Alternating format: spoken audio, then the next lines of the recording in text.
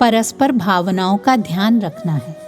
सच्ची संस्कृति का प्रतीक संस्कृति है समानुभूति। सत्य के समावेश हेतु जो तैयार करे वो शिक्षा सच्ची।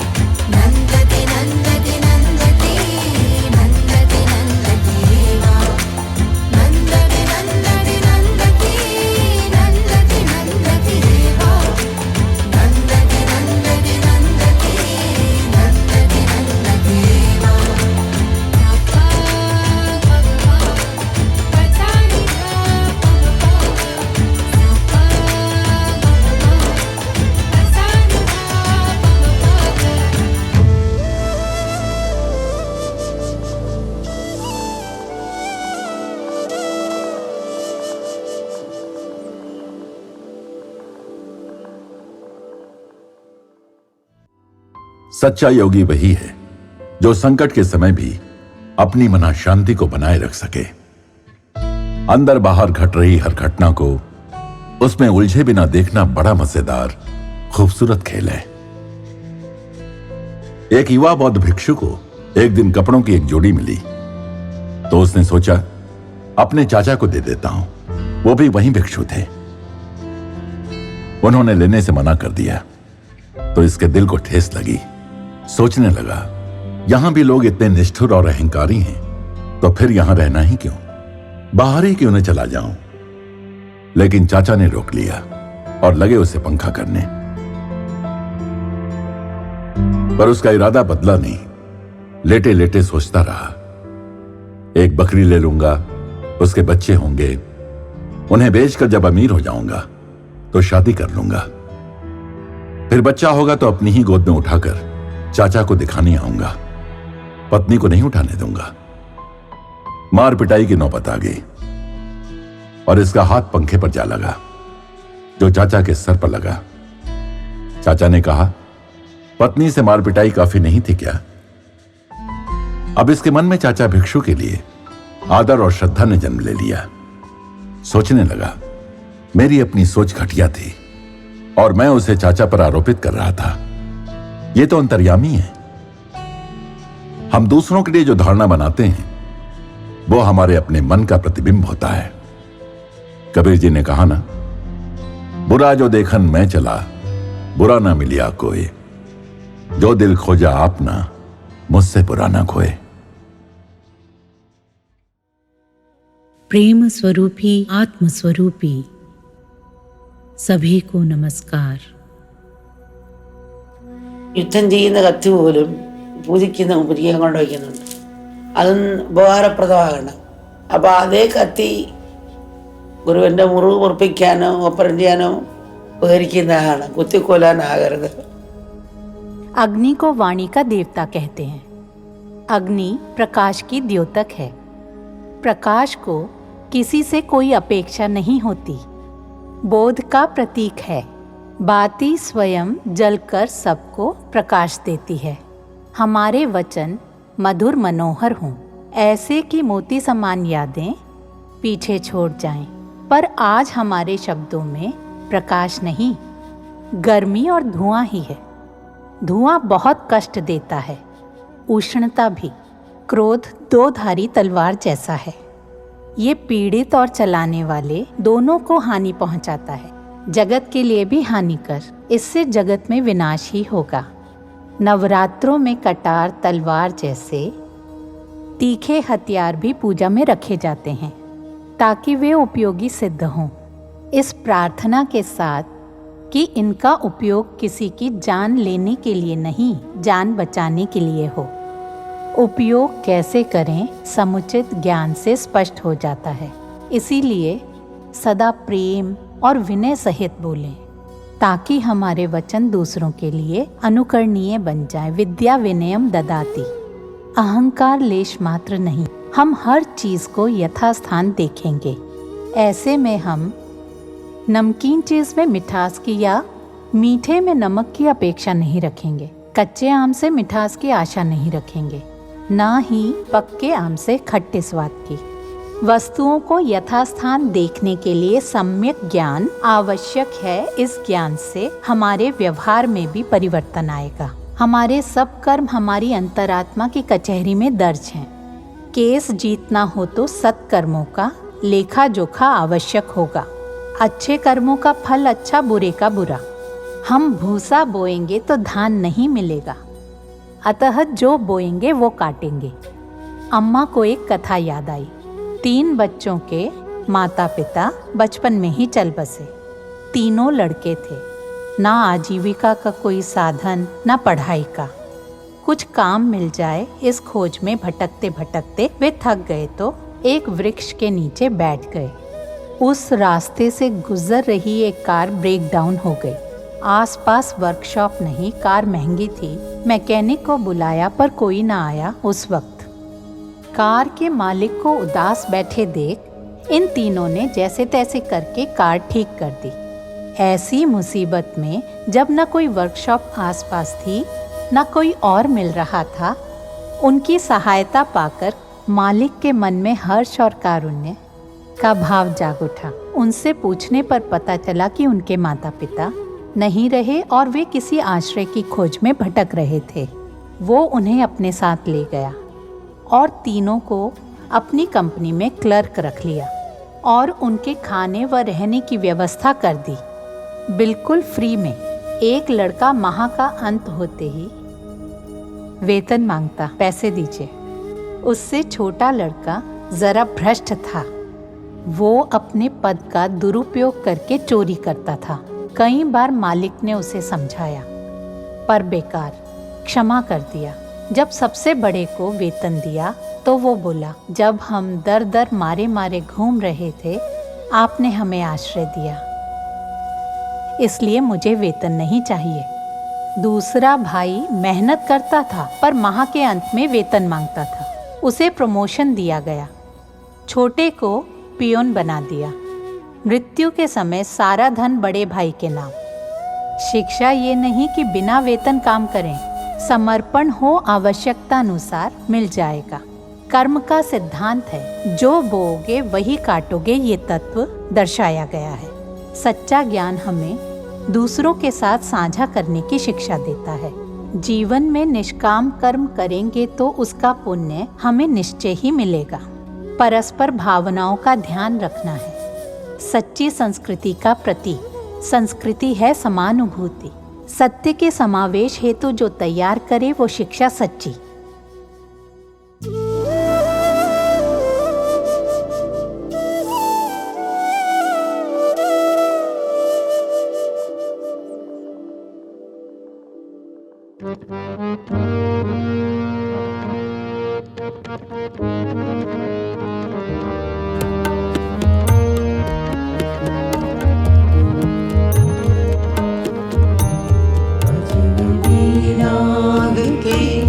अजनबी रास्ते फिर भी चल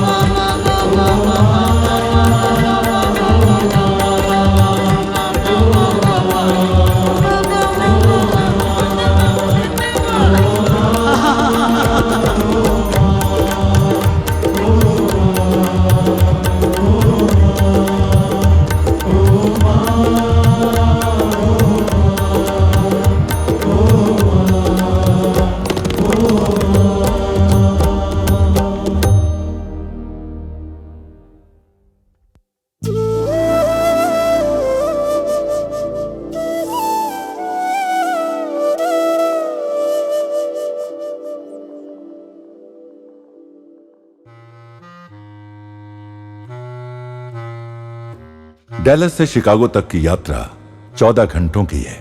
शिकागो से कुछ घंटे पहले यात्रा ग्रुप को अम्मा के साथ रात्रि भोज, ध्यान, भजन और सत्संग के लिए एक रमणीय स्थान मिल गया। ये था बटरफ्लाई गार्डन्स, जिसमें वनों, झीलों और हरी घास वाले मैदानों की भरमार है। जल्दी से सबने अम्मा के साथ बैठने के लिए एक अच्छी सी जगह चुनकर सामान जमाना शुरू कर दिया। किचन के लोगों ने आकर स्टोव जलाए और एक सरलता पूर्वक बनने वाले भोजन को तैयार करने में तनिक भी देरी नहीं की। ये शांत स्थान था, पर जब तक अम्मा नहीं आई, उनके आते ही उनके पास उत्तम स्थान पाने के लिए थोड़ी सी लग गई। आखिर अम्मा के पास बैठने के ये विशेष अवसर रोज तो नहीं मिलते, इसलिए अम्मा को इतने रमणीय और आत्मीय स्थान पर देखकर कोई भी इस अवसर से चूकना नहीं चाहता।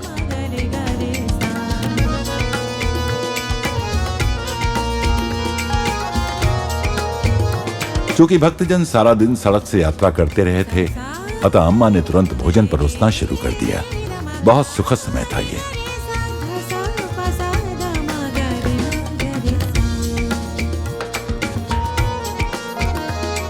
जब सब भोजन पा चुके तो अम्मा एक कहानी कहने लगी।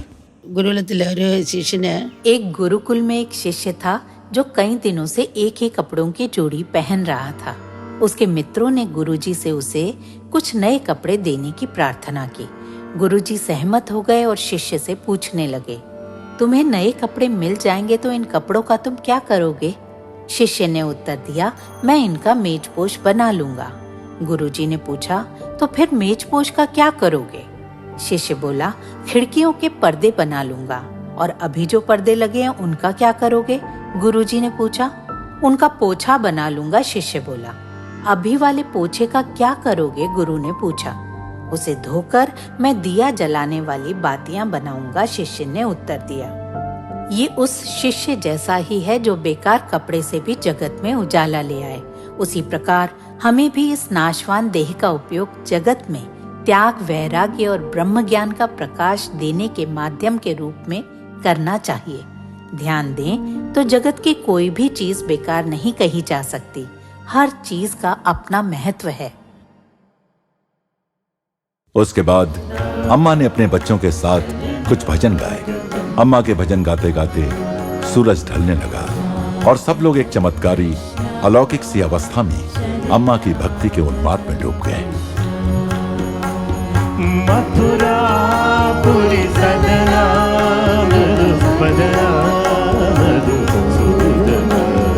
मथुरा पुरी सदना मृदुवदना मधुसूदना स्वागतम कृष्ण शरणागतम कृष्ण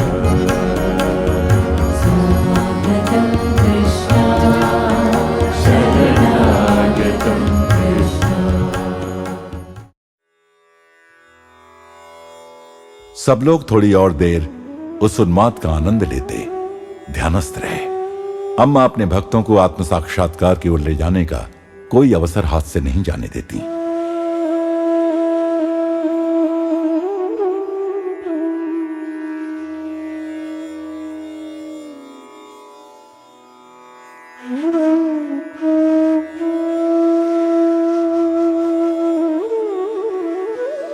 शीघ्र ही वापस चलने का समय हो गया और ज्यों ही अम्मा ने समापन प्रार्थनाएं की, उनके बच्चों ने अम्मा को उतना समय देने के लिए आभार व्यक्त किया।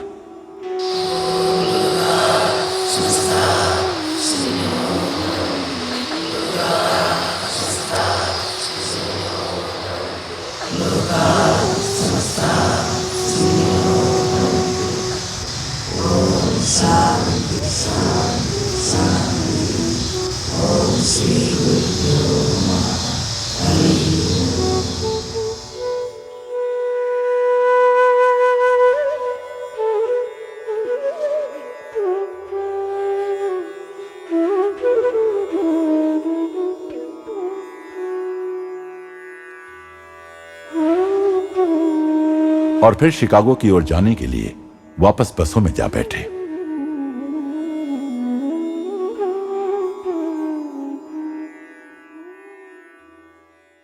शिकागो के रास्ते में अम्मा को एक भक्त ने अपने घर आमंत्रित किया था। वहां सैकड़ों भक्त अम्मा की प्रतीक्षा में खड़े थे।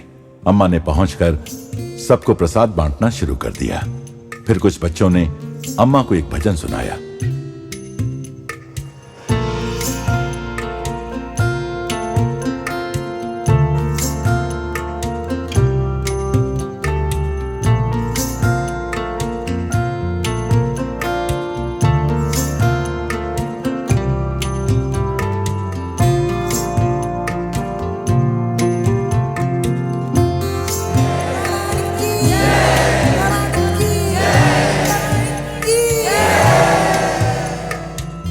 कल सार्वजनिक कार्यक्रम है और शहर में पहुंचने के बाद ढेर सारा काम करना शेष है।